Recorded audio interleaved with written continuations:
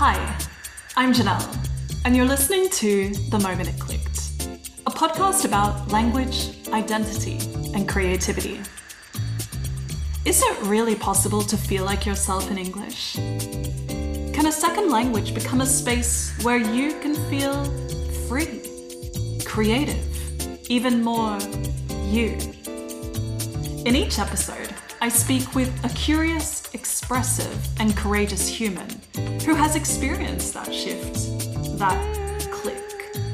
So today I introduce you to Gideon.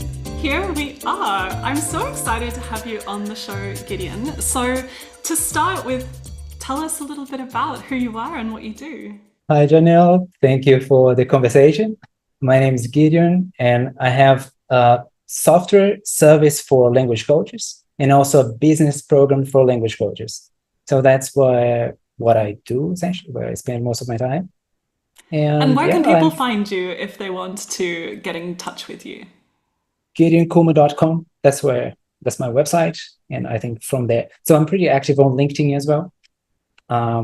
There's really interesting conversations going on every week. I think if anybody wants to participate, engage with that, it would be awesome. But those are the two main places. Okay, I'll put the website and LinkedIn contact details in the description so you can follow if you like. That's great. I am originally from Brazil, and it's going to be relevant to here. I speak Brazilian Portuguese as my native tongue, and it's pretty much that. Amazing. Okay, and where are you right now? Right now, I'm in Hanoi, in Vietnam. Amazing. Wow. How long have you been in Vietnam?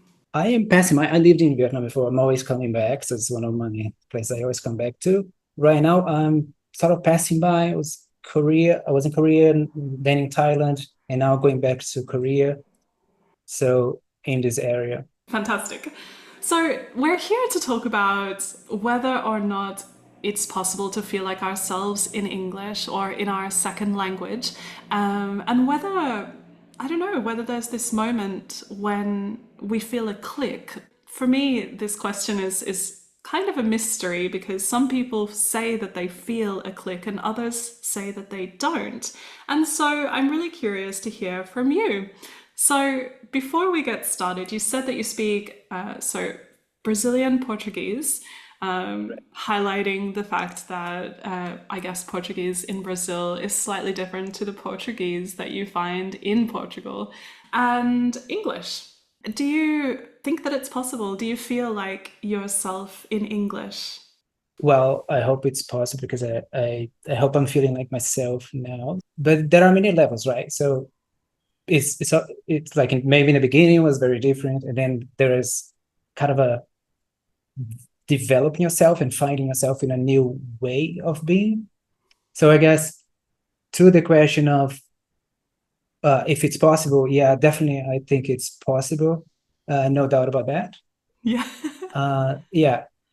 As for when or in what way, or if there's a moment that it clicks, or whether you have to leave your old self behind. Oh, that's a really interesting point. Whether you have to leave your old self behind. It's almost philosophical. I guess it is philosophical. It reminds me of this question. A lot of the time when we want to make change in our lives, it's difficult to make that change because we feel like we need to, like there is something that we are still gaining from holding on to whatever it is that we're holding on to. Right.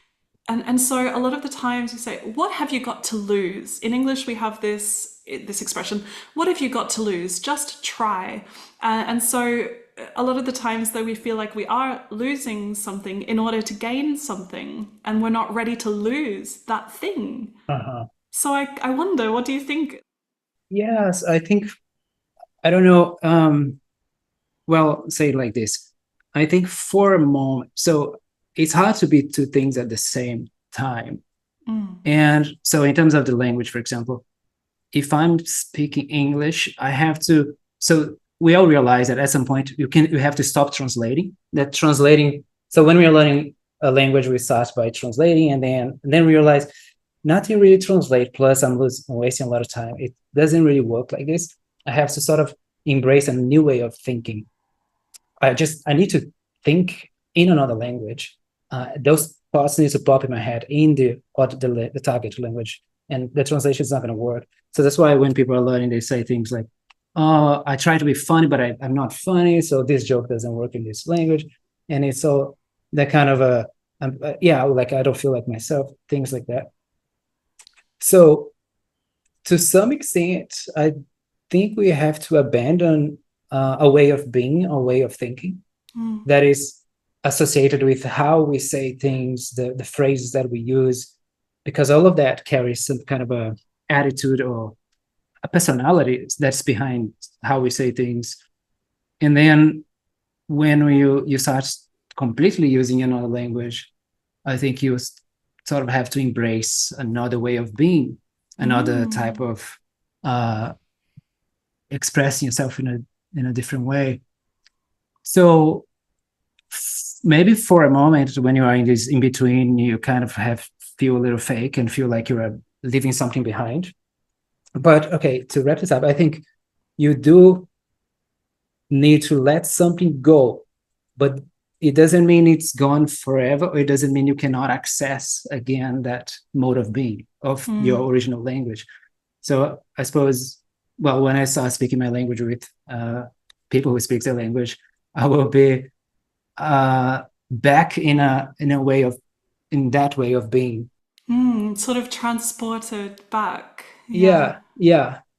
But it's hard. I say that because it's hard to imagine the persona that I had in one language being totally translated into something. It's kind of a different thing.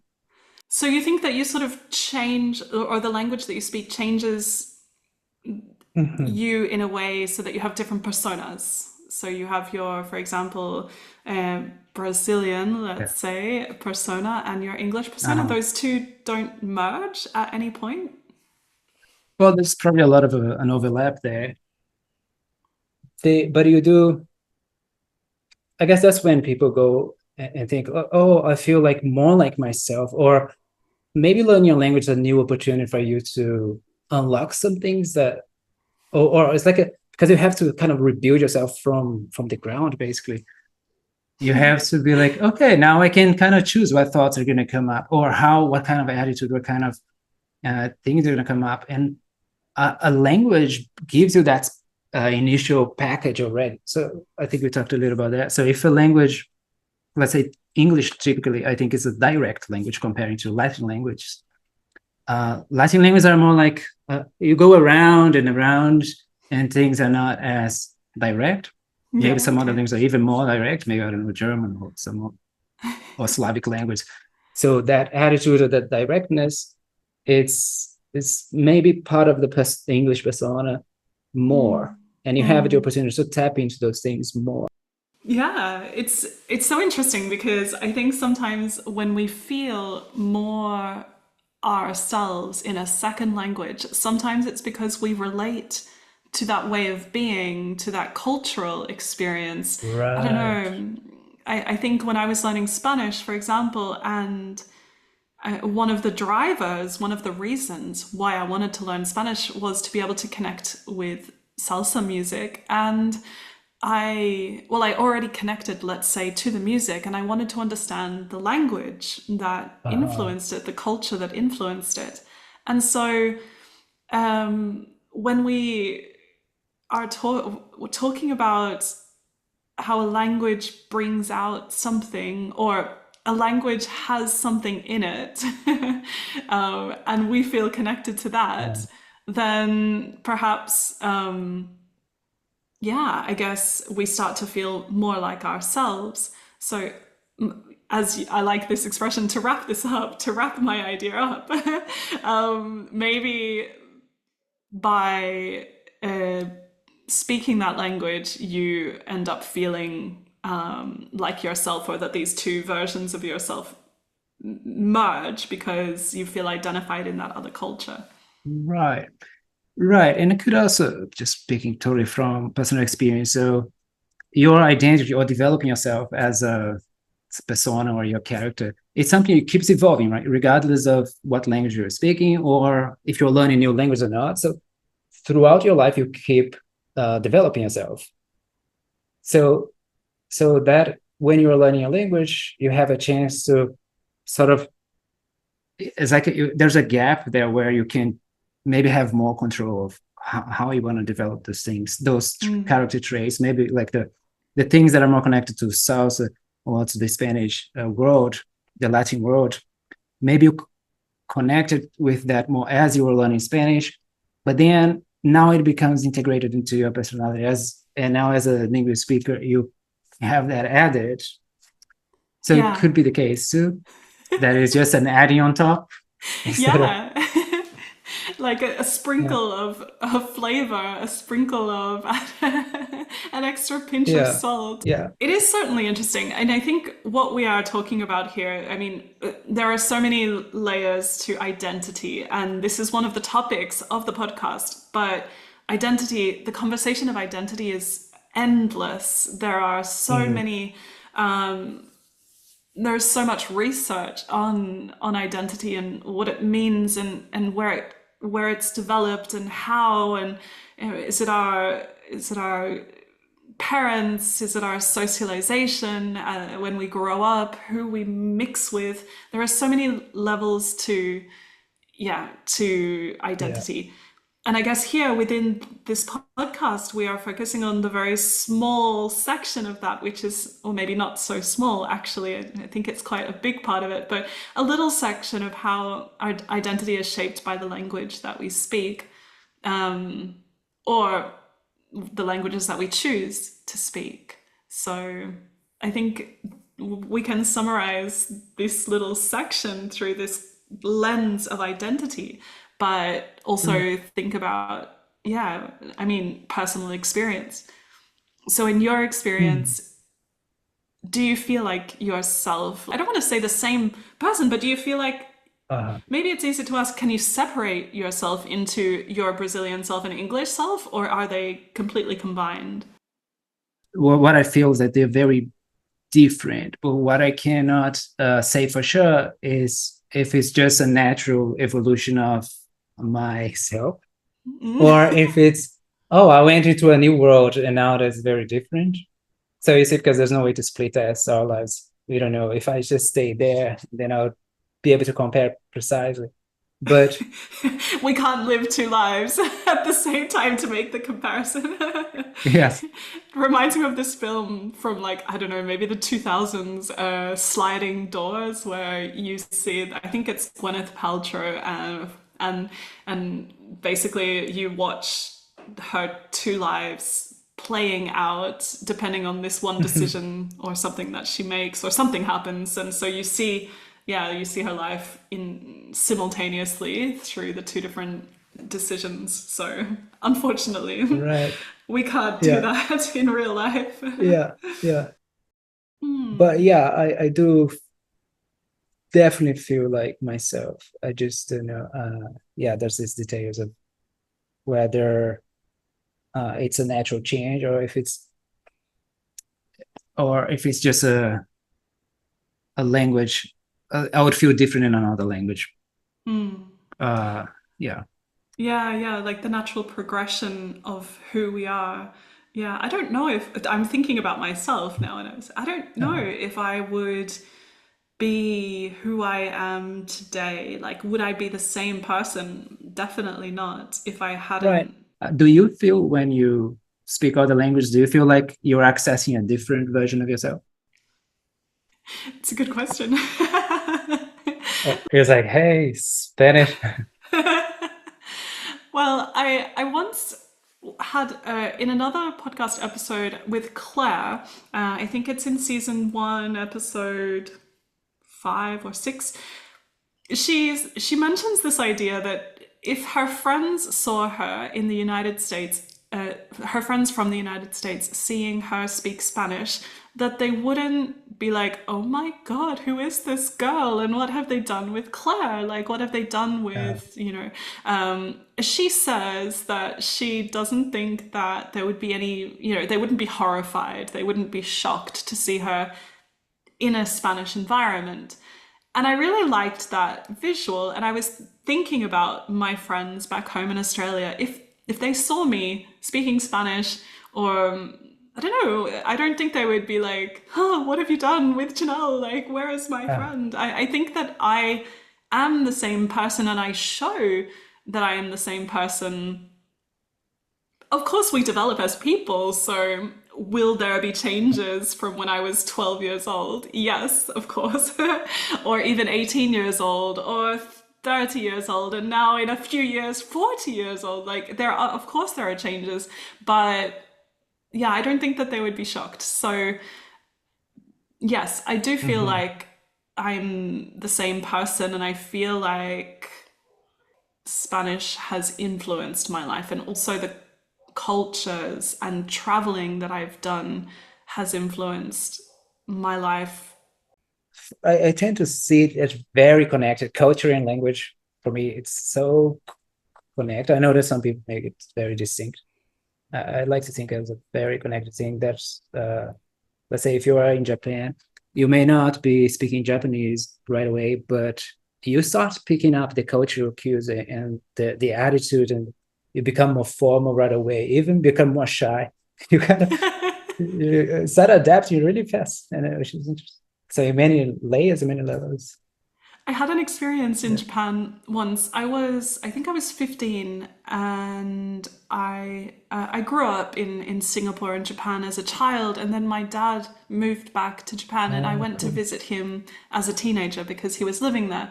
And I remember that I was on the train, on the subway once, and of course, in the subway, it's dark, and you have a very clear reflection in the windows opposite you. So I was sitting next to a girl on my left, but we sort of caught eyes in the reflection on the other side.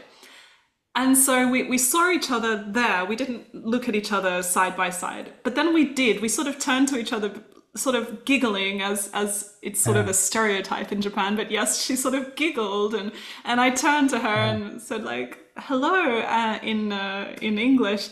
And she replied hello, and asked me where I was from, and asked me how old I was, and we had a little conversation. And oh shit, I've distracted myself with the details. Let me think of what were we talking about? yes, Japan, the culture. yeah. How you You, start taking this new culture as a part of the language, how it yeah. connects. And what I Yeah. was going to highlight through this experience was that it seemed like she actually wanted to adopt or use this foreign person as a way of sort of speaking to somebody that perhaps she would never have done, but she knew that it would be okay because that she knew that I would be open to that. Yeah, yeah, I hear that a lot. It can be really freeing. That you don't need to maybe pay attention to all these levels of formality, or you can just it's a different style Yeah, of communication. yeah. That yeah, You do notice, or I noticed, how I started adopting, like you said, a little bit of this sort of softer gestures, maybe not so exaggerated. I don't know how. Yeah, it was a very yeah. interesting. It is a very interesting experience. So we're talking about traveling, and you mentioned off camera that you had wanted to get as far away as possible from. Right. Yeah. Tell us a little bit about like, yeah, why? How did you end up in Vietnam, for example? So my first experience living outside of Brazil, my country, was going to the US for an exchange program in university, and which is just great. I really wanted to go, and I learned a lot.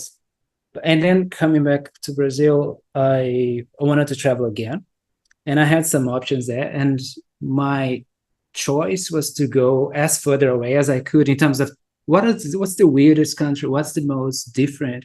I had already experienced a Western country like the US, but which is nothing like I imagined. But That there's a not whole not. question. What did you imagine, and how was it different? But okay, continue with your We can go story. back to that because I don't want it to seem like it's a negative thing. It's the opposite. But then I wanted to go to as the most different experience that I could find. And I did go to Istanbul and live there for a whole year, which Wow. was excellent for what I wanted. Something very, very different. Opened my mind in so many ways. It was a great experience. And then after that, I just wanted to keep going and exploring more. So it was just a desire of, well, I'm already here. I wanted to see other countries too. And going east towards Asia was the direction because it's so interesting. And then, yeah, I came to this part, to Wow. Thailand, to Vietnam, Korea, and I swear it's been spending the most of my time now. Okay.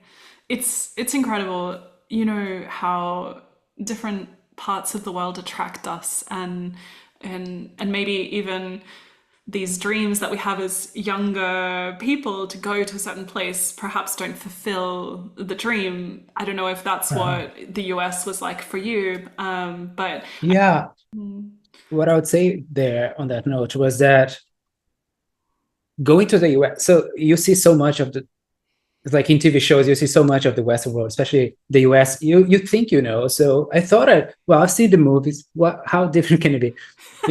You think, but you get there, it's totally. It's like and then you can see, oh, it's a whole different culture. People talk and react in a different way, and you become aware of all these nuances that you can't see on TV, but it's there. A completely different country. So as you like going from Australia to South America is totally different worlds, but yeah. you maybe see so much on TV and you get the impression that, oh yeah, I know what to expect. It's going to be like this and that. So that's what I mean. It was a very different, because I said I wanted to go to the most different countries, like some exotic countries.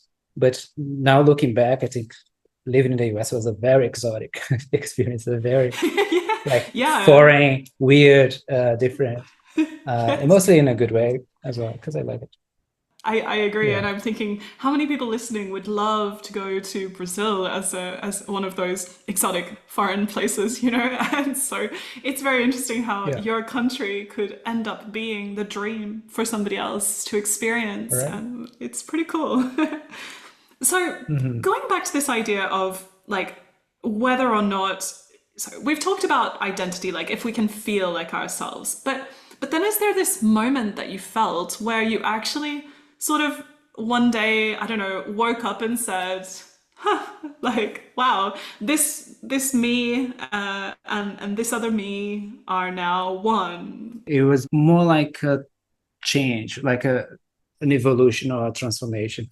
So I Okay. never really, let's say, had this split or, oh, I feel like a different person and now they're clicking. So it's more like, well, I started doing this thing, let's say, learning this new language and having these experiences. Now, who I was, it's never going to be there again. It's kind of morphed into the new Yeah. thing. Yeah. And so that's why perhaps no, that I never felt like there was these two things that split so much. It was more like this transformation. But I don't know if that's where you were going with that. No, I guess my definition of this moment when it clicks is that we have these two sort of A and B. Like I sort of used this example, and you've used it too. So let's stick with that example. Like there's person A, me version A and version B. Version A, my mother tongue, and version B, the second language that I'm learning, and I guess it's like that experience of not feeling like you can express who you are truly in your second language. And so you feel a gap, like a distance between these versions. And I can feel it now in Italian because I'm learning Italian, living in Italy, but I'm not at a level where I can sort of really express who I am. And that can be frustrating. So when I talk about this moment when it clicks, it's sort of like this moment when these, you know, me, who I am, who I can express so freely in English, meets the same sort of level of freedom in my second language, and that is like a moment where it clicks. And whether that exists as a literal, like a literal click, or whether that is just the realization that you are now in that moment. I guess it's different for everyone. Mhm. But when I started talking about this with other people, I was like, yeah, you know, like this moment, this realization, and they were like, I never really thought about it, and that's sort of where this all started. So the click would be when you feel you can express yourself fully on the other link. So you have these two versions of expressing yourself, and they're both you feel yourself in both uh, Yeah, areas. Is that basically yeah, what it is? basically, yeah, yeah, Yeah, yeah. I think, for example, you get attached to some how you are in some ways, right? So in English, I learned so many cool phrases or useful tools of communications and concepts that if I'm speaking in Portuguese, I would be like, oh my God, I wanted to use that phrase that I learned and that is so useful and captures the whole thing. And I love that phrase.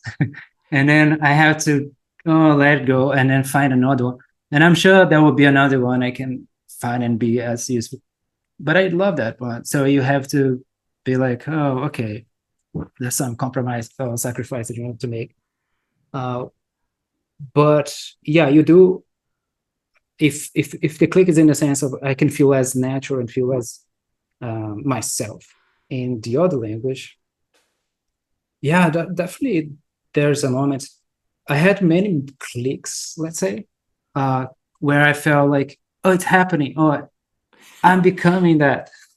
So yeah, one of those sometimes it's like a click, like a realization. Sometimes it's something you reflect on it and realize that happened. So one of those moments sparks was listening. So I was watching a TV show and then realized that. So I made this challenge for myself that I would not have any subtitles. I would just watch the show. And in the beginning, I wasn't understanding much, but I could follow the story, but I was missing all the jokes. It's like a easier show to follow. But I made it a challenge that by as I went along by season 3 or 4, I realized that I was laughing. I was just realized this was a fun episode, and then I was like, oh, actually, I'm enjoying the jokes. And then I realized, yeah, this is it. By probably by season 9, I'm gonna enjoy a lot more. When I yeah, watch the whole thing again, I'll be like a natural fluent with my listening skills in this. So it was uh yeah, it was a click of a realization because it doesn't always happen because learning a language is like watching hair grow. It's so slow that you yeah, don't see the difference.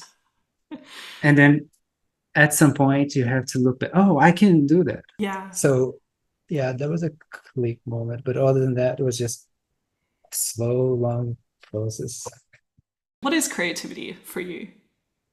If I think of what it is to live creatively, what it is to be creative, I think is to live a life where you are thinking things for yourself, right? Because you can spend your whole life just copying or living a persona, but pretending to be something.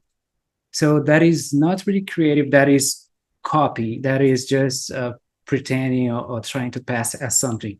Mm, But to live creatively is when you start taking risks and doing things as you as an independent person.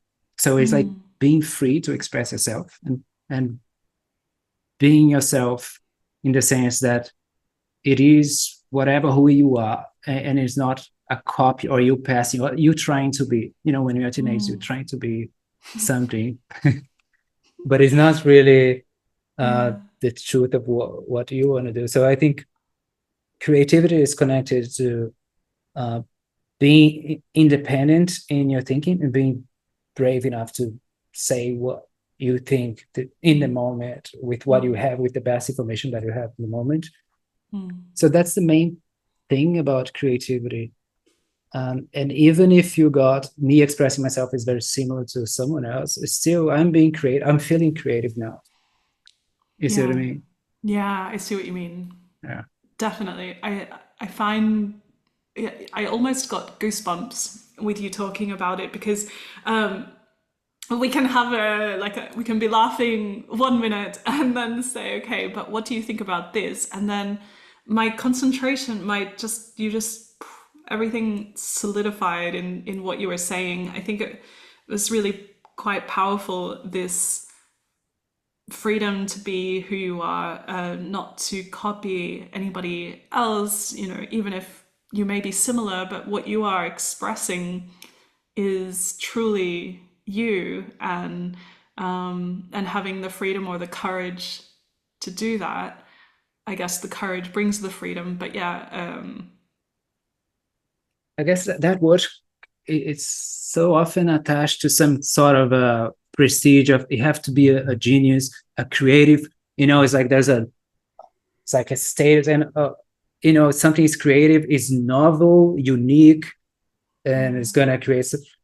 But I think sometimes it's just being authentic. I don't like that word because it's it's a buzzword at the moment. yeah, it's Yeah. a vanilla thing to say, but it's if you are, yeah, being authentic, expressing yourself as it is, whether it's whatever I'm saying is any interesting or good or novel, that's another thing, and that's for people to judge. But it's gotta feel like I'm creating this right now, and it's not. Oh, I'm gonna try to pass as something. That'll be good. Yeah. You must have a one line punchy definition right Me? now. What did you say? Yeah. I I have I realized that for me creativity were sort of values, some values that I hold. Um, Curiosity, which you Mm, mentioned just now. right. You didn't use the word, I think, but there was an element of this idea of curiosity. Yeah. Expression, which you have touched on. Exploration. I Hmm. think this is another one, and you mentioned this in terms of traveling and wanting to go as far, not as far away, but like as distant from your culture as possible. Yeah. And the last one, wait, transformation. Right.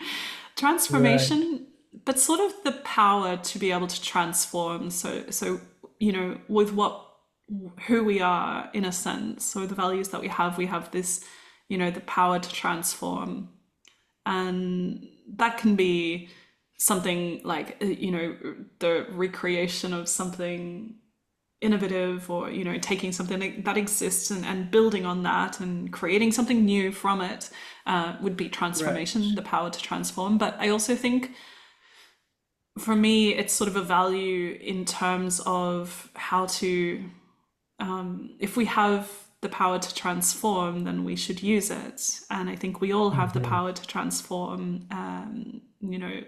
I guess what I mean by that is something positive, to get something, to build and create something transformative, something that advances yourself, something that advances the people around you, something that pushes us all like forward. Hopefully, yes. Yes. Hopefully, yes. I don't know if you think in those terms. Do you think there is always like risk is always an element of creativity? I If there's no think risk, is there any creativity? risk, I think, is so tied with creativity. The more that I think about it, the more that I delve into this topic, the more I find risk comes up. And I think also risk, is probably one of the scariest Right. words. Like vulnerability is something that comes up. In fact, there is an episode here, in the moment it clicked, with creativity is courage, is the title, and we talk about how this one definition is, yes, creativity is courage, and I definitely agree. There, it's got to be something because you have to step into something unknown to be creative. If it's all known, there's nothing being created. And if it's unknown, that means there's risk because maybe things can happen that is not as you anticipated it, or that not as good as you wanted. So there is always a bit of a I guess even like expressing yourself authentically, there's a risk. You try and Yeah. tell a joke, maybe it's not going to work, Yeah. and it's life. Moving away from creativity as a definition, what about speaking two languages or more? Do you think that this makes us more creative? Yeah, well, the short answer, yes. It's got to make us more creative because you have more tools, and not only linguistically, but you more a culture. You access different cultures, different ways of being. So you do uh, activate your brain in different ways. Mm. But I guess maybe the main thing is not even just having more tools to play. It's is that you discover more freedom. You can actually take more risks. For example, I think we mentioned this. It's like if you live in your own culture, you never left. And in my country, in my city, for example, everybody wear the socks the same color. Yeah. And if you match the socks in a different way, people actually comment on it. It's like, oh, black socks and shoes. And it's like, so it's like you don't even think about it. You have all these hundreds and thousands of cultural things that you live by, and that kind of prisons you a little bit. The restrictions also freedom, but it imprisons you a little bit in how you live. Yeah, And then definitely. when you get to know another culture, you realize, holy, like nobody cares about the color of the socks here. That was like a nonsense thing. That was it made sense in one place. So Yeah. when you explore a different language or a different culture, it gives you that kind of a perspective. It's like, oh, actually, I don't need to worry so much about this because here people don't care at all. So you don't need to attach so much value to that. Mm. So you become more creative as much as uh, you have more freedom to things are relative. They're not the truth, or they're not as important. You realize, Mm. okay, in another country I can say it. So you just gain more freedom to take more risks. Thank you. I think you summarized it so well that any comments that I will add will. I mean, yes, I agree with you, and I think it's so true that like truth, what we consider to be truth, is very much a concept created by where we are in that current moment. When you step out Right. of that, then then you realize, oh, what was guiding my existence was something that is completely different in a different place. And so by accessing that through the language, yes, I think it makes us more creative. Definitely. Yeah. Yeah. I have this sort of somewhat controversial question. Answer as you will, answer as you would like Okay. to. But I'm really curious about, out of the two languages that you speak, being Portuguese and English, which one would you consider to be more creative? Whether that's innately Ooh. creative or whether it's as you wish. Yeah. I think every language gives you infinite possibilities. So you can create anything with any language. You can write any book. You can access pretty much any type of ideas. So in theory, every language is equally a door to creativity. But I would be more inclined to say, in comparing English and Portuguese, for example, I would be more inclined to say that English is more conducive, or it allows for more creativity, in the sense that, I mean, I don't know if that's true. Some people say there's more words and more phrase, things like that. That could be true, but I think more important than that is just the size of. There's more conversations going on in English in the world, all right, and you can say there is a culture production that is, I think we could say easily that is a lot larger in terms of a lot more books written, a lot more TV, movie, and music, and all, poetry, and all of that, and conversations in general. So it's just a bigger pool of things going on. So you can go into any micro niche and find a load of podcasts and things like this. Yeah. The internet, if you compare the size of the internet in one language or the other, Yeah. some languages are more, there's more written stuff, there's more recorded stuff for you to play with. So even the audiences, if you do your podcast in, I don't know, in another language, you might not get as many views, Yeah. which make the conversation more restricted, limited, Yeah, cultural right? production as a sort of as a summary. I think it's really interesting as well because we're not talking about the quality like okay, we're not talking about quality necessarily in terms of, cultural production in English is better than what is being produced in Portuguese, for example, because you can go and delve into, I don't know, one of the most famous Argentinian writers, authors, Borges, and say, like, I mean, he was translated into English, and, there is so much that is translated from the original language into Yeah, English. So you're not talking about quality, is what I'm trying to say, and I yeah. agree with you. It's just the fact that why is all of this translated into English? Because English is then the language where most people are able to access That's what you mean. it. It's just the sheer volume of things Yeah. Yeah. and the opportunity, because if you can make it in English and open, the opportunity is just so much bigger for conversations to have. Yeah. Yeah. And so the last sort of topic, we're sort of actually like touching on it a little bit because the last topic is whether we sort of lose credibility or lose power when we are speaking our second language. Mm, I mean, that's true. That can happen. What I'll say personally is that it doesn't happen as much. I had many moments where I had doubts, and then I was proven the opposite. I was proven that it's not, doesn't matter at all. And in some cases, if anything, that's an advantage. You know, Yeah. it's like, oh, there's something different here, or it's just the fact that it's novel, different, fresh, or maybe mysterious, or maybe you speak a different language, you have a whole world that I don't know anything about, and that you have access to. So that it gives another dimension to someone's life. You meet someone, their nature language is, I don't know, Chinese or whatever it is. You're like, oh, you have access to a whole thing that I have no idea about, and you're speaking in English, but I'm curious now. That makes me interested. Yes, the same thing happens to me.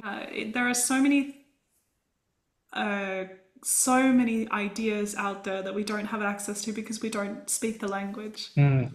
Yeah, can you imagine? It's like, yeah, it can be very different. You mentioned that perhaps when you're starting out, you have a little bit more of that awareness that people are judging you for how you sound or for just speaking English as a second language. I guess what tips would you give somebody going through the same process? Yeah, I guess it would be the case of you're going to slowly develop your confidence by testing your language skills in different ways. I think that's at least how I felt, how it happened to me, which is, for example, once in my university, I had some foreigners there, some teaching assistants. They were Americans, and for the first time, I could speak to someone who was not my English teacher from Brazil, but someone, a native speaker. And just that gave me another layer of confidence because I was like, okay, I tested it in a different way. I tested it with someone else who actually don't know my language, who doesn't know my issues, etc. They could understand. And I was like, okay, I built a little bit more evidence here. I can handle this kind of situation. And then you're going to handle all the types of situations where, I don't know, maybe work context or something, you will speak to someone. And so you keep on building this evidences that, oh, it works. So in business, that was a moment I had to test my English.